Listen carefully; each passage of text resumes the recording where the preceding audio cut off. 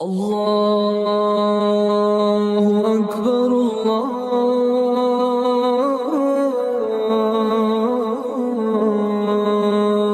اکبر۔ اذان کی ابتدا اور احکام۔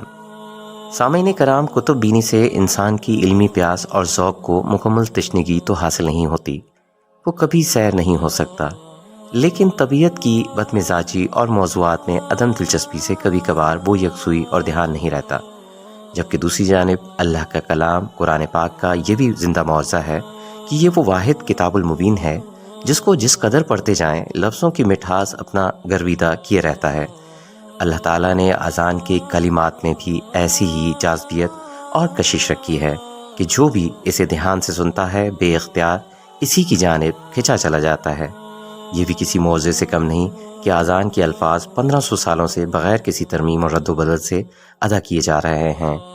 24 گھنٹوں میں فبی سے آسٹریلیا تک اذان کا یہ سلسلہ جڑتا ہوا طول و عرض کے ہر بر اعظموں سے ہوتا ہوا مسلسل پوری کائنات کی فضا کو معطر کیے ہوتا ہے۔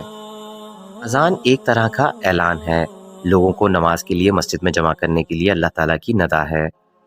ابن حشام نے اپنی کتاب میں ابن اسحاق کی جو روایت بیان کی ہے وہ لائق توجہ ہے۔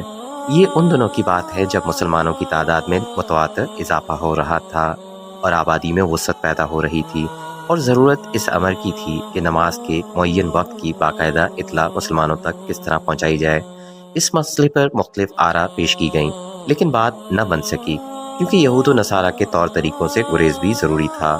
صحابہ کرام اس سوال پر غور و خوض ہو رہا تھا کہ رات زیادہ ہو گئی اور ایک صحابی رسول عبداللہ بن زید مسجد میں ہی سو گئے اور انہوں نے خواب میں ایک سبز پوش کو اذان دیتے سنا۔